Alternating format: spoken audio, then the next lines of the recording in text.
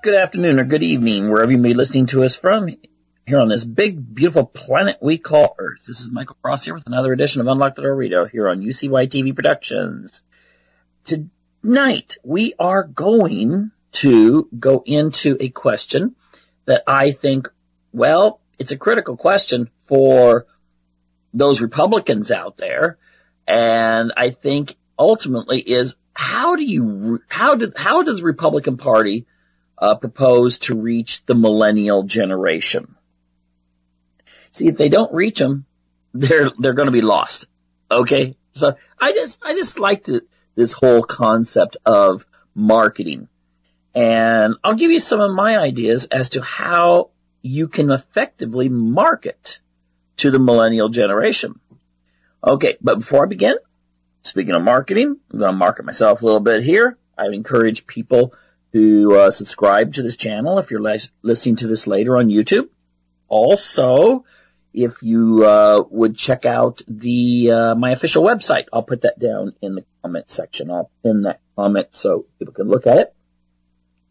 And also, check out my latest sci-fi book that is The Destiny of Our Past, in which I, in a dare I say, creative and interesting way, try to present the future by proposing the idea that we're repeating our ancient history when it comes to biotechnology and also authoritarian power.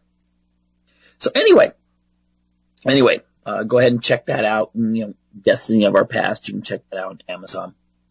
So anyway, how would you, if you were a marketer, imagine this, you're a marketer and someone comes in and they have this big account and it's through the Republican Party and they're saying, we want to reach the millennial voters. And, I wouldn't doubt if they're thinking about doing this kind of thing, because if you take a look at the millennial generation, it's a huge demographic. And if you take a look at the baby boomer generation, it's starting to die out. Okay, the baby boomers, the people that are the age of Hillary Clinton and Bill Clinton, many are in their 70s now. That generation that said don't trust anyone over 30 is now more than twice that age. So those baby boomers, they're in their 60s or their 70s. And, many of them are actually Republican. But they are going to be less and less and less each election. On the other hand, you have the Generation Xers. The oldest are in their kind of mid-50s right now. And so you're talking maybe 40 to 57, 58 years of age. Those are the people that are like the oldest, like Barack Obama's age and so forth. Now, that's a very Republican demographic there. But it was a smaller demographic. Okay? It's just that people stopped having as many kids in the 60s and in the early 70s. So it's kind of sandwiched in, but it's, starting to reach again. It's going to be in 10, 15 years starting to reach that age where, biology catches up for a lot of them. But the millennial generation is moving from that demographic that doesn't vote very much into the age of which they will be voting. And that is a demographic that really, really needs to be reached if you're a Republican. So let me give you my suggestions on how I would try to reach out to this group. Now, the one thing is, first, I would want a marketing campaign that would remind the millennial generation of Hillary Clinton. That's right. I would actually make Hillary the poster child of the effort to get the millennial vote. Because many of these millennials were the age group highly idealistic. I think about half of the millennial generation considers themselves Democrat, and many of them quite liberal Democrat. And many of them were hardcore Bernie Sanders supporters. They really wanted Bernie. They wanted someone that would shake things up because they'd seen how things were going, and they really, especially since this is a very media-savvy demographic, they weren't just satisfied with watching the evening news. They went on there and explored, and they were seeing stuff going on. And many of them were not very happy with the idea of how the campaign was stacked against Bernie Sanders. Essentially, people could talk about Russians and interfering and so forth like that, but really the election that got stolen was Bernie getting the nomination. So remind them of that, and that this particular style of Democrat, the establishment Democrat, and the establishment Republican for that matter. See, this is a demographic that does not like the term establishment. That there's not that big a difference. Okay? The Hillary Clinton or the top, Republican Party people, they hang out with each other. Okay? I see these pictures you see of John McCain and Hillary Clinton or George Bush, and there's not a lot of animosity, it seems. But this is an establishment that, can represent perhaps the 1%. The millennials don't like that particular 1%. But many of them have the idea that the 1% represents like the guy that owns a hardware store. Maybe he has a couple of them and maybe makes $1 million a year. He's not the 1%. The 1% they think of when they think of Occupy Wall Street and so forth is actually 1% of 1%, or even 1% of 1% of 1%. Little itty bitty tiny percentage of the population. The kind of people who have billions and billions and billions of dollars, and their business decisions affect the lives of millions of people.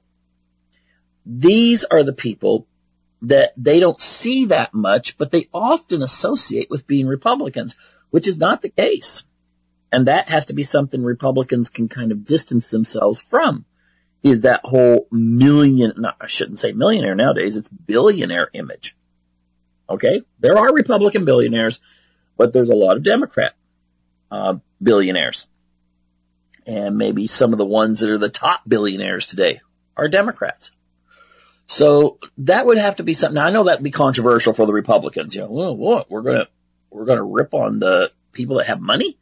That kind of goes against the idea of entrepreneurship and corporations. And, when Herbert Hoover said something to the effect of, when corporate America is prosperous, America is prosperous. It was something like that. I'll remember what it exactly was later, that I'm paraphrasing.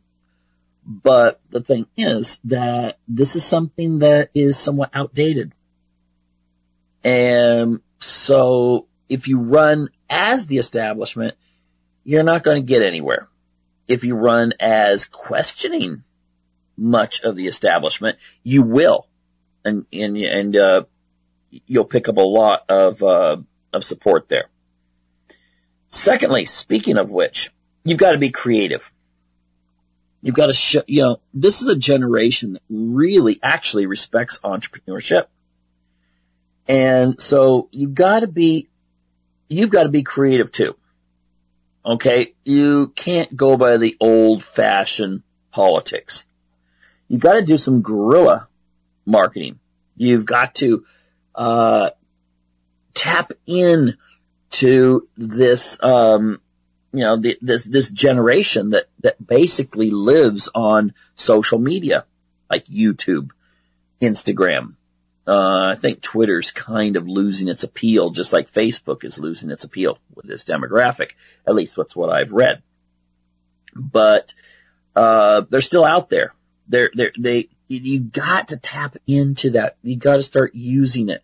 You can't just give out facts and information. You got to, you've got to have these things where you do like mini role plays to get a message out, to get people thinking. This is what they see on Facebook now, these short videos, really quick with one point, but it's done in a very creative manner. Republicans have to start doing that. We're not talking about,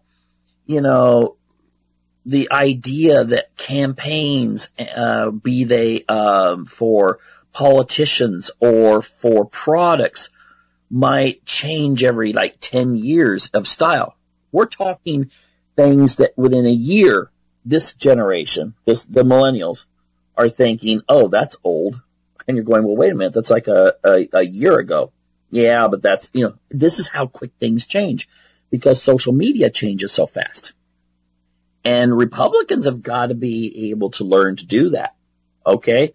They have to learn how to communicate with people who, they've seen flashy, creative, quick pace, often not really just throwing something right at you, but having a little bit of leading you to a conclusion. But it's done in a subtle way. Okay, that's what I would strongly encourage. Also, you really have to encourage this idea amongst the millennials that the Republicans would be the party of entrepreneurship. People going out there and doing something on their own and using their creativity so they're not replaced with robots. Okay, this generation's scared to death right now that they're going to go to school, they're going to get into debt, and they're going to go out there and the job won't exist because you'll have something that looks, like a human, but it's not going to be a human. They'll have the job. Or it'll be some sort of AI system that totally streamlines through middle management. This is something you're going to have to show that Republicans are concerned with that, or it's going nowhere. Democrats, I don't think, are really doing it. Okay, so there is a niche. Get in there and try addressing this, showing that entrepreneurs can still make it, that it's better, that as things get big, they will become less responsive to local people. I know that sounds hippie-ish, doesn't it? That's going to really grate on the nerves of a lot of gray-haired guys in their 70s who think, well, let's see, maybe I've heard of this thing called MySpace. Maybe we could tap into that. Oh, I hope it's not that bad. But it's still something that you need to get in there and use humor. You need to use tapping into people's fears, but showing that there's a solution. You can't run things on fear all the time, because if you do, people get exhausted with it. All right? Fear is great for a horror movie, but then afterwards you don't want to keep getting poked all the time. And so the party that can learn how to really it can really get its message out the best is going to win this demographic. Plus, you got to believe in something. That's point 3. Believe in something. All right, people want to know exactly why they should vote for you. They want to know what's the reason. What is your policy? So this whole kind of giving them a very general, vague. I mean, I think I saw a lot of that during the 2016 election coming out of Hillary Clinton's campaign. It was it was very traditional. You say something nice, but you don't really go into the details enough. A media savvy generation, while you're giving this kind of vague platitudes and really nice sounding rhetoric, they're already going on their phones and they're checking exactly what if you really do have something in there that they want to connect to. All right? This is a generation that when they hear that there's been a disaster that takes place, they haven't just sit there and watch the news as it unfolds. They pick up their computers and they pick up their phones and they're already watching videos on Live Leak or something like that are showing things happening that you don't see on the news. It's someone that's filming a disaster right there on the spot, and they're uploading in many cases.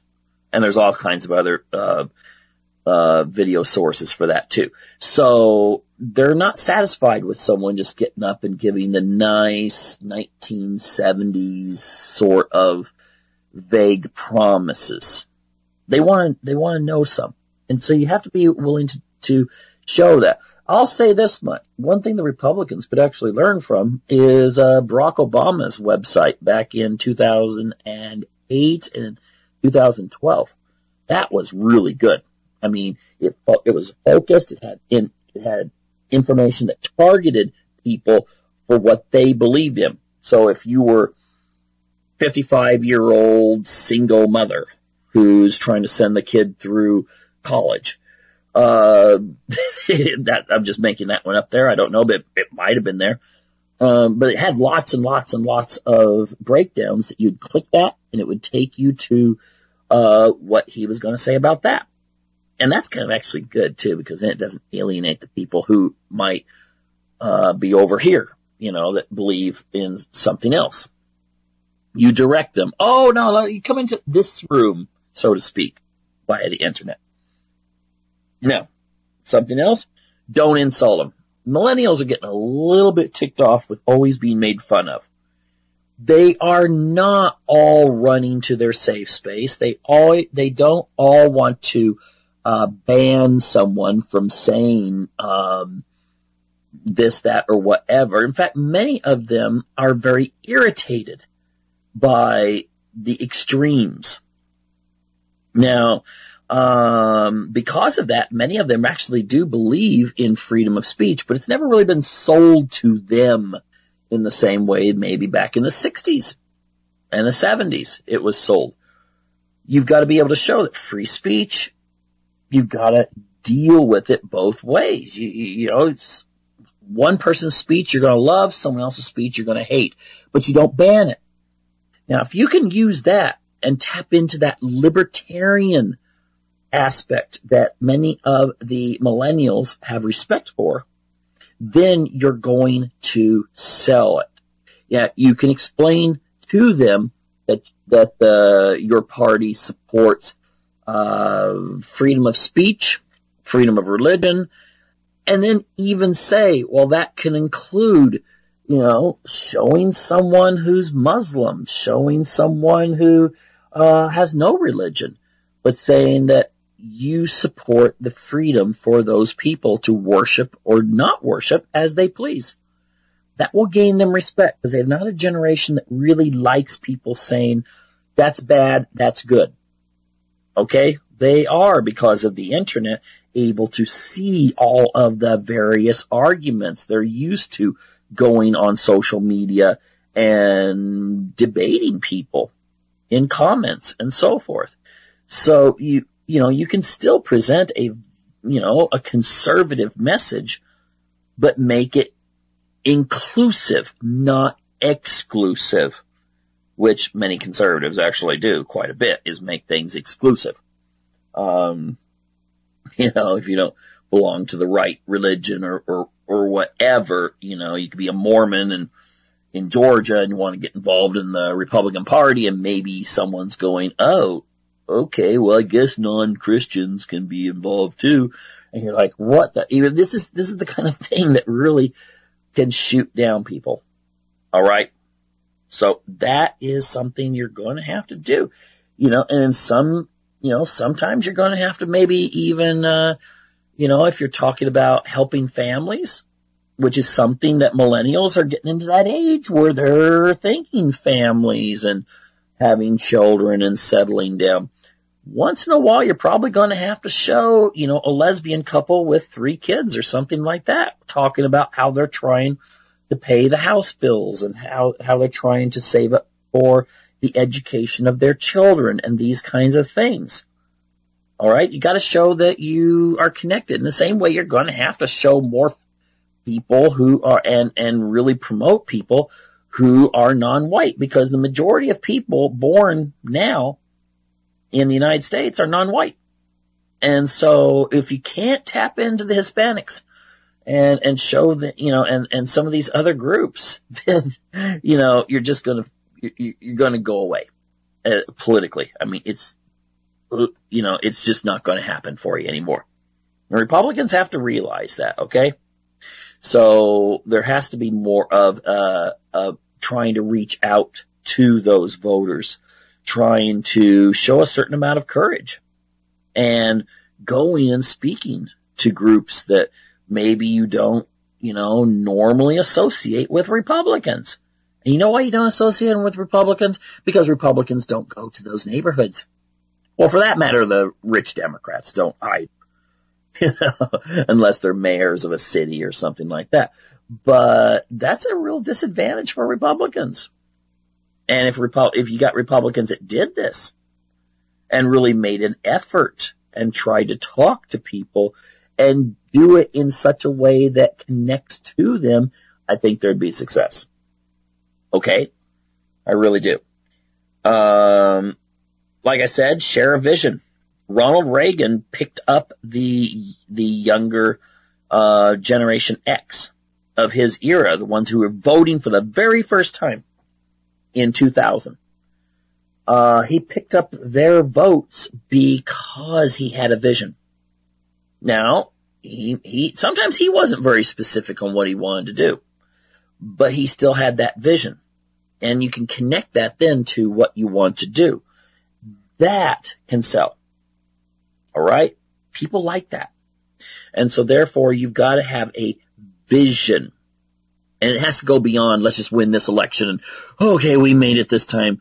We got a majority in the Senate or the House or whatever. Well, the next time may not be as big a margin, and the next time even smaller. All right? So that's a danger. So you got to do this. You really do. You've got to show the failures of your opponents more. If we take a look at a lot of the cities that are crumbling in the United States, if you look at some of the problems with homelessness and so forth in California, that you could point and say, well, these kinds of policies, maybe because the people that promoted them might have had really good intentions, but in many ways they hurt people. Like, for instance, in Oregon, people really cared about, saving spotted owls back in the 1980s and 90s. They really, cared because they wanted a nice environment. But the consequences of going full scale and not making compromises, so to speak, was that many, many small rural towns essentially lost their source of income. And so sometimes you have to show that. Sometimes people have to see that. That connects emotionally. All right? And if you don't do that, then all you have is you're the person talking about economic policies. And I'll tell you, maybe 1 or 2% of the public really cares about economic policies one way or another. Most of them care about, fairness and care about people having opportunity. And if they see someone hurting, that connects to them. So you can quote all you want from advanced economic text, but what's going to kill it all is when people see results of something. So you need to connect and show how your vision will help those people not be poor. And then you have to show this, of course, where it has failed, and make sure that people understand, the difference between your policies that you're selling as a solution and theirs. I mean, you could take a look how they've dealt with homelessness in Utah. Okay, it's considered one of the most conservative states in the country, and they've really tried to help homeless people by making shelters and stuff. and helping them. Okay, these are mostly Republicans that are doing this kind of thing. At least I think so, since most people in Utah are Republican. And, show that you have, some compassion, and that there's examples where Republicans are doing something, positive. I know, this is what a marketer has to do. All right? They have to leave an impression in people's minds, and they have to point these kinds of things out. The other thing, finally, is I guess this is sort of repeating a point earlier, and that's using social media wisely. All right. I'll tell you this much. I really do think that, it would help if I had this marketing contract with the Republicans, I would bring in focus groups. I'd use the old-fashioned focus group and find out, and I would show examples of media. It's kind of like what Frank Luntz does with, you can see that on The Persuaders if you look that up. It's about 10 years old, I'd say, that documentary is, but look up Frontline The Persuaders, and Frank Luntz is on there. And where you find out what messages really resonate with people. And that, I would use those focus groups. I would find out what is reaching a 19, 20, 25-year-old, 30-year-old. What gets them to think, hey, maybe the Republicans ain't so bad after all. That's what you gotta do. Otherwise, you can't write off a generation of people. But anyway, these are just some ideas. I think they would work. I think they should be examined. If the Republicans want to win, if they're satisfied on, we made it now, maybe next, I would tend to think probably Donald Trump will win the election in 2020. I think the Republicans will hold on to the House and the Senate in the 2018 elections. But what about after that? What then? Okay, 2022, 2024. A lot of stuff's happening. And so, like I said, demographics is not on the Republican side unless they can bring this message to younger generations that they're not just this party of, old people. All right? And I'm not saying all millennials. I think it's something like a third of millennials are actually Republicans. So you only have to turn maybe an extra 10% in order to even things out. Turn 10% of the millennials who are now identifying with Democrats, turn them to identifying with Republicans. So that doesn't even mean that you have to get all of them. All right? You do have to get a lot of them, but not all.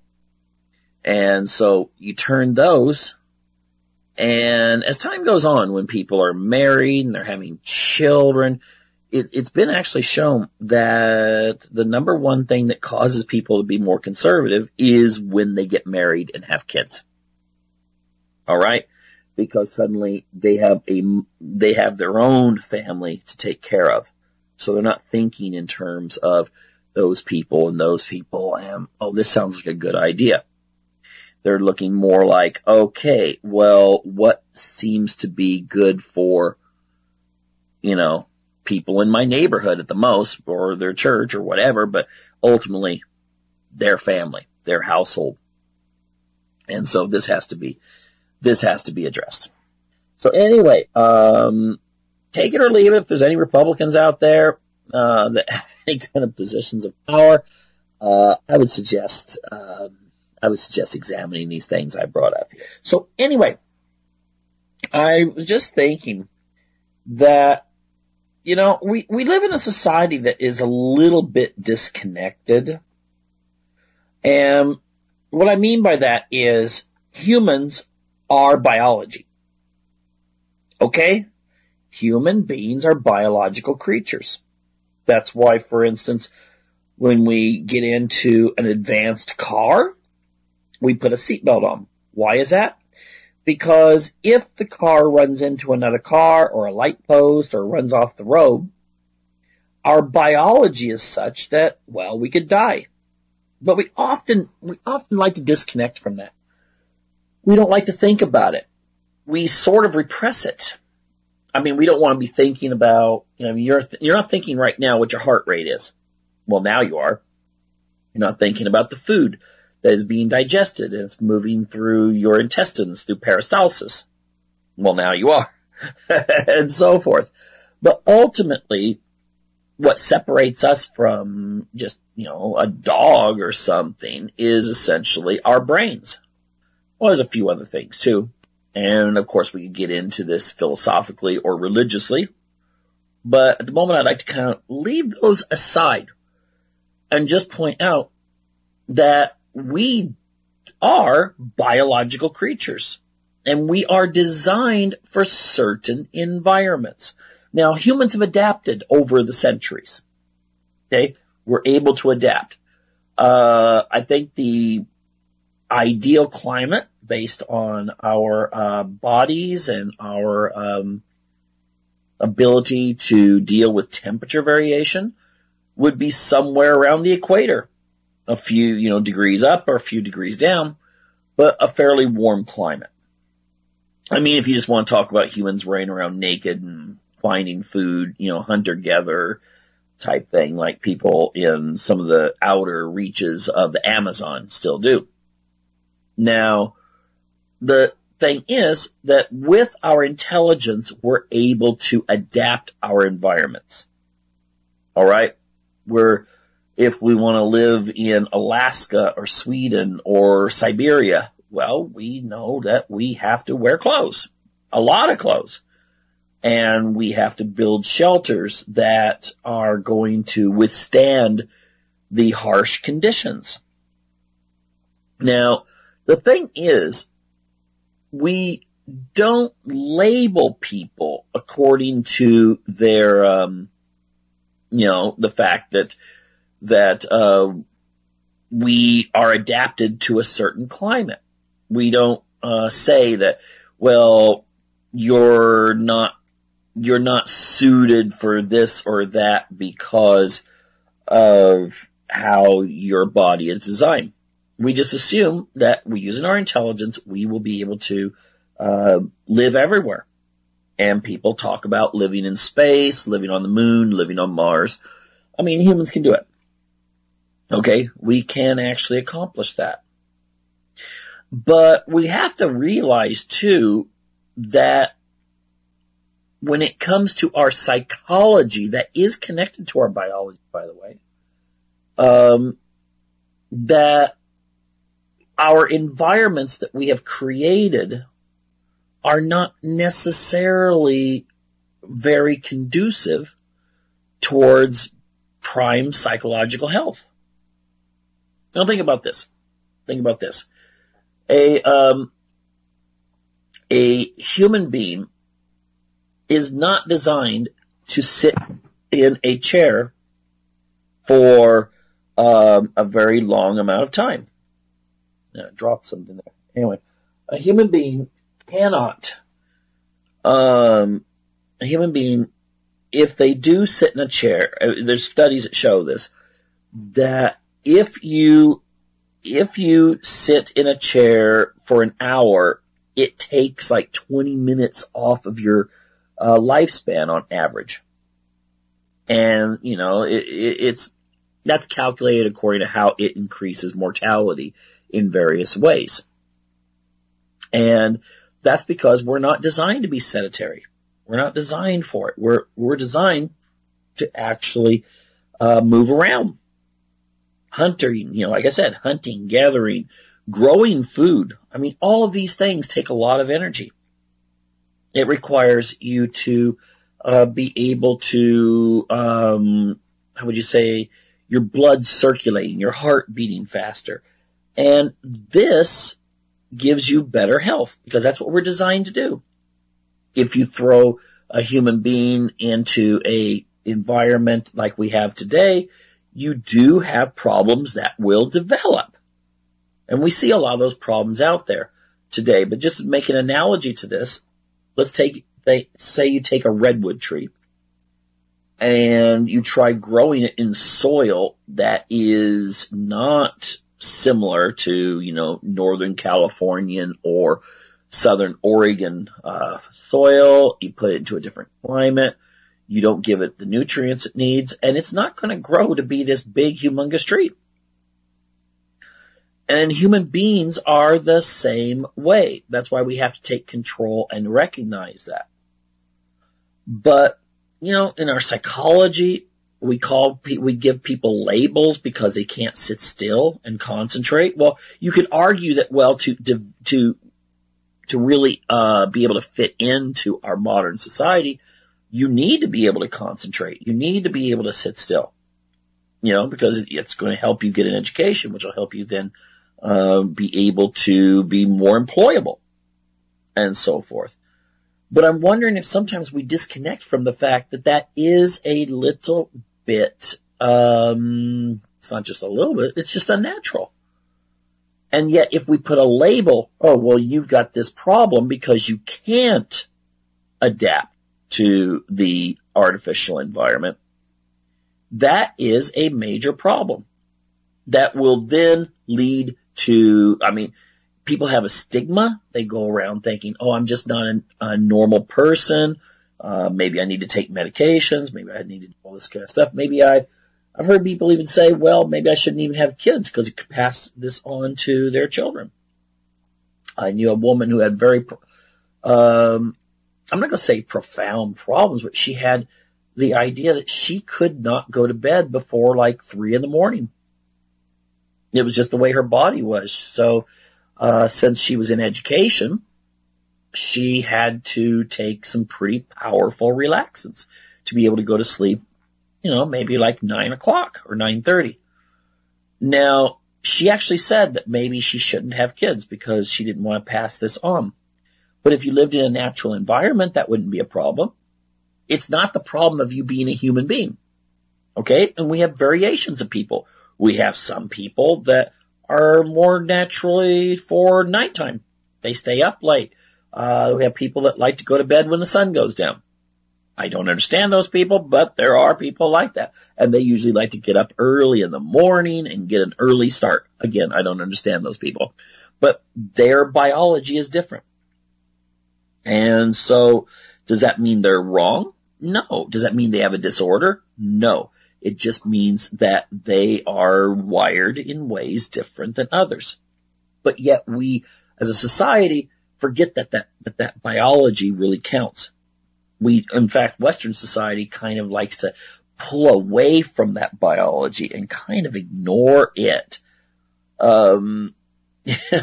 repress it, and not think about it. All right? So, that I think is a problem.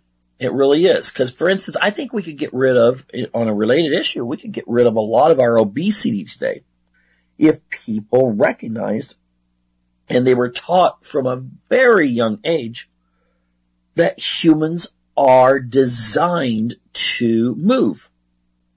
That a person in the 1800s would have done a lot of work during the day, and you very, very rarely, if you look at old photographs, you very rarely find obese people unless they're part of the upper class and they have the ability not to have to work. Interestingly enough, those upper class people who gained the weight, their lifespans were not necessarily that much longer if they were obese than the person that was lower class who was thinner, as long as they were getting the proper diet and so forth. Because you had obesity in those days too, it was just quite rare. And of course they would have the same problems that we see today in obese people.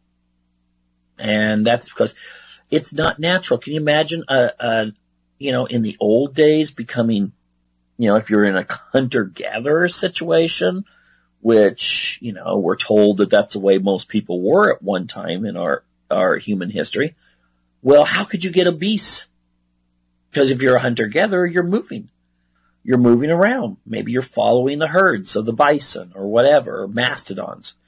Well, the thing is, you're going to not be able to gain weight because you're moving and exercising and surviving the elements. Now, someone might say, yeah, but people didn't live that long in those environments. Well, to a large degree, that's true. If you got sick, you died. Or something ate you, or, whatever. But that is the natural human being. I've heard some researchers have said that perhaps people in more ancient days, when they were living in these like tribal communities, might have had better immunity, because the people who had weak immunity, they didn't survive very long. They didn't pass their genes on, whereas those with strong immunity did. And you were exposed to more, so maybe they did have the ability, like we see in animals, to eat food that, oh my gosh, that's like rotten food, and but it doesn't harm the animal. It eats it anyway. Be it like, even our domestic animals, cats and dogs, they'll eat, if they're strays, they'll eat garbage. And it doesn't necessarily kill them. I mean, unless there's some sort of disease that is passed through that garbage, they eat some stuff that I don't think the average person could eat and survive. Okay? Much stronger than that. But if we think about this whole idea of, we bring people, little kids nowadays, they sit in front of iPhones, they sit in front of computers, they sit, there are still some that sit in front of the TV and they're not moving. And maybe they go to daycare. Well, daycares don't exactly take kids out and, exercise them all that much, not equivalent to what they would get. Maybe if they lived, in a more rural area or a suburban household that had a yard and they were at home instead. And so, the kids are being raised in that kind of environment. They might live in apartments. They might live in houses where, they just have other distractions, and so they don't go out and do those crazy things that kids used to do in the 60s and the 70s and even the 80s. Climb trees. Oh my gosh, kids climbing a tree. So, sometimes you might fear in some areas. I don't know. Maybe in some parts of California, you fear that some neighbor's going to call and report you to, Child Protective Services because your kid's way up in the tree.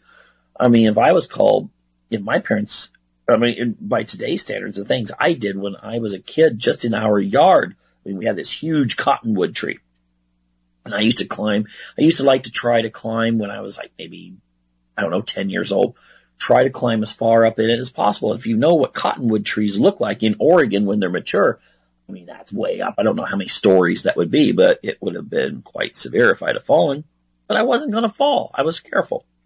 And kids need that kind of stimulation. In fact, you need that kind of thing going on for brain growth to occur. Now, I'm not saying you have to do all these dangerous things necessarily, but you have to do things that are challenging, or you do not have that development of the human brain. Sorry, it's like a muscle. And just like a muscle can atrophy through non-use, parts of the brain can as well.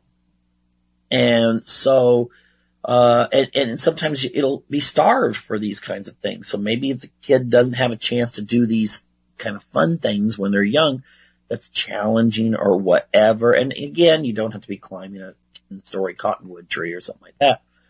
But if they're not doing something challenging, no, I think an example could be like, you used to go up with, remember those old Stingray bikes? And, there'd be a hill.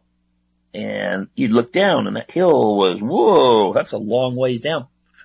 And kids would just get on the Stingray bike and fly down that thing. Sometimes they fell and got a little bit bloody. We went home, mom patched them up, and they came back out and did it again. A lot of kids don't do that anymore.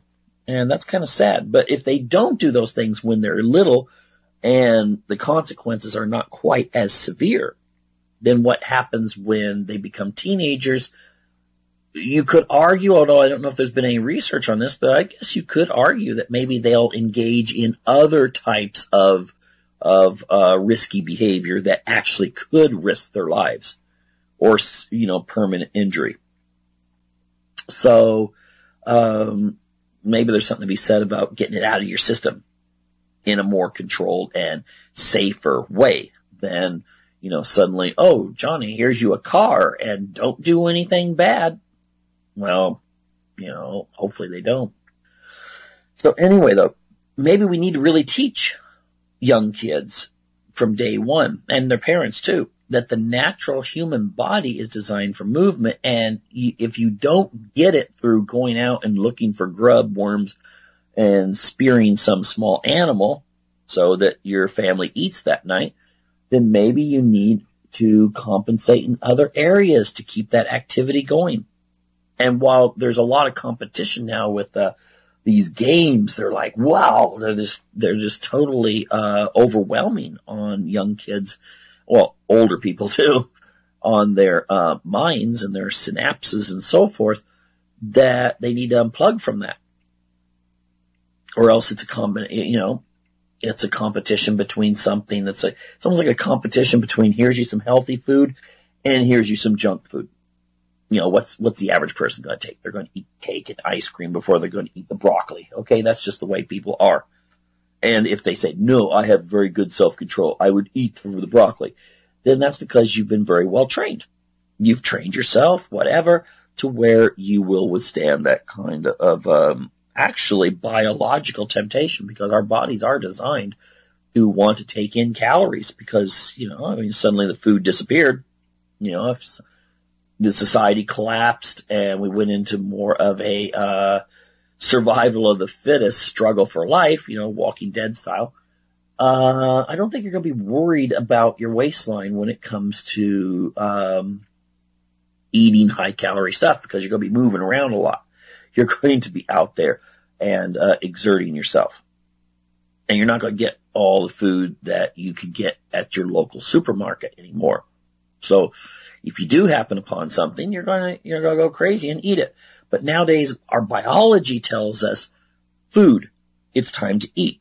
That's the lower part, the hypothalamus of the brain that's saying, oh my gosh, here's an opportunity to eat. Let's take it. Now, if you think about it, there may be some people, no, that's not me. Think about this. Have you ever noticed that before you go on a long trip, you start eating more? Have you ever noticed that? If you have a plane flight that's going to be 24 hours, you start several days in advance, or even maybe a couple weeks, you start eating more because your body knows it's going to be deprived of that ability to go to the store. And when you are out there in another environment, you eat more because you're away from your normal environment where where the supermarket is, the foods and stuff like that. So you eat more. That's your biology taking over. Okay, that's just the way it is. Now, finally, I'll shoot it out here about reproduction. Humans are designed with a lot. We could spend hours talking about male and female sexual selection and reproduction. But the thing, I'll split that up into some other shows. But the thing is, ultimately, that humans, if they are living more naturally, eating more natural foods, getting exercise, I don't think you're going to have as big a chance of sterility and problems, at least in a societal basis. I'm not giving any individual diagnosis or anything like that. I'm just saying that ultimately our biology is, I think it's being affected by modern society nowadays. I really do. We're seeing sperm counts in men, looking like I get images of the Hindenburg crashing and burning. Okay. For those of you who, don't know what the Hindenburg is because they didn't teach stuff like that in history class, look it up. The Hindenburg. But the thing is, it's crashing. And it's taking place in all the developed countries in Europe and also in Asia. Now, I would think that there's something going on here. Obviously it's just not affecting this one type of person genetically. So what is it that's going on? Well, we have, again, we got the obesity. People aren't out in the sunlight very much a lot of times, so they're not getting as much vitamin D, which is associated with testosterone development. There's not as much competition. I mean, there is competition, but it's more of that. It's not that kind of competition that used to be where kids would grow up and they would be competing with each other in playground sports and that sort of thing. And then, as they got older, they would sign up for Little League or whatever sports. And there was always this sense of, trying to win and being disappointed when you lose, but being elated when you win. And we've kind of thought, we don't like it when Johnny's all sad because he lost, so let's give him a participation trophy. I mean, or tell him, you just did a really good job out there. Well, I think you should build them up, but there has to be this sense of, well, what did you learn from this? What can you do to be better next time? What can your team learn from this to be better next time? Because, that old saying, it doesn't matter if you win or lose, it's how you play the game. Well, just wondering, is that how we do the Olympics? I mean, give a gold medal to everyone, whether they win or lose?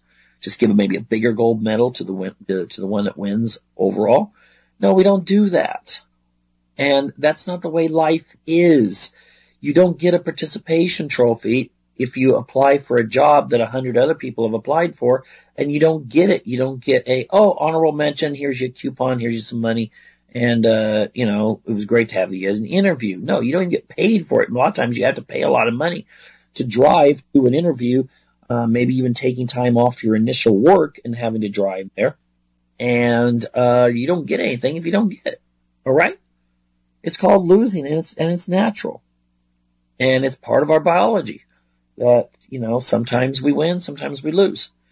Although in nature, sometimes when you lose, you might get eaten by a bear or something. So that's not good. But, in our modern society, it's more of a psychological stress. We have psychological competition. The boss says you need to get some paperwork done. Or at your job, there's a certain sales quota. Or, any number of other things. But they're not that kind of thing where it's kind of the fight or flight thing. And so we build up these stress hormones. I think it's cortisol and this kind of thing. And that actually affects our sleep. It makes us gain weight more, easier, and so forth. And if you don't do things to relieve that, you don't do some good sports where at least maybe even if I hate competitive sports myself, team sports, but I really like stuff like, that's what I was good at in high school, track and swimming and water polo and stuff like that. But sometimes, I don't like to go out and run with someone. I like to do it alone. But there I set my own goals. I set my own, victories and I achieve that. And it makes me feel good. It reduces the stress from work. It helps me sleep better. It keeps me in better shape because I'm doing what the human body is supposed to be doing. And never had any problems having kids. Okay? But of course, then again, I don't drink, I don't smoke, and I certainly don't wear skinny jeans or something, which, can cause, it seems like it's associated with some problems. And so ultimately, perhaps, if we strive to do things that are more natural, then our bodies will behave more naturally. That things will stuff that's in your arteries and veins will get circulated out. Things that are part of the hormonal balance in your body will be more balanced, and that can affect your ability to, get pregnant later and so forth, have children. So, this is something that we really need to examine, that as we get more and more advanced, as we start talking about, maybe virtual reality, can you imagine that? If already a computer screen, be it big or small, takes people's attention like it does today, if you have virtual reality, my gosh, it's going to look like that movie, the Wall-E, which, by the way, was quite a dystopian movie, even though it was a cartoon. It was quite dystopian. Look at your future. You think about, what are they eating? What are they doing? How are they reproducing? And all this kind of stuff. It's kind of disturbing. But the thing is that this is what people will be doing. And maybe what we need to do is have a renaissance that gets us back to that natural way of living. That 60s sort of, be kind of in nature, be more, use your body the way it should be used. And whereas a lot of people think in the 1960s people were using drugs and doing all these other crazy things, some were, but not all. Many of them were just trying to live a more natural life. And maybe we need to integrate some of that again. Or else, what's our future going to be? Reproduction's going to be, having to go and get donors from what men are still left that can reproduce. Maybe grow the children in artificial wombs, and all this kind of stuff. And to reduce stress, you put microchips in people's brains that'll regulate their moods. I mean, do we really want to go the machine route? I don't know. It's one thing if you lose your arm, to have another one put on, but to just, that could be artificial and is just as good as the one you had, but to start putting things in your brain, I don't think I would like that. And also I'd be very distrustful of what was coming through that computer interface. Well, anyway, we're at the top of the hour now. We got to get going. I got to go take my dog out for a walk, because dogs need to go out and walk. Human beings do too. Because what is it? Humans, dogs, biological creatures. So, you got to keep that in mind. Anyway, we'll take care now and catch you next week on another edition of Unlock the Door Radio here on UCY TV Productions. Take care now.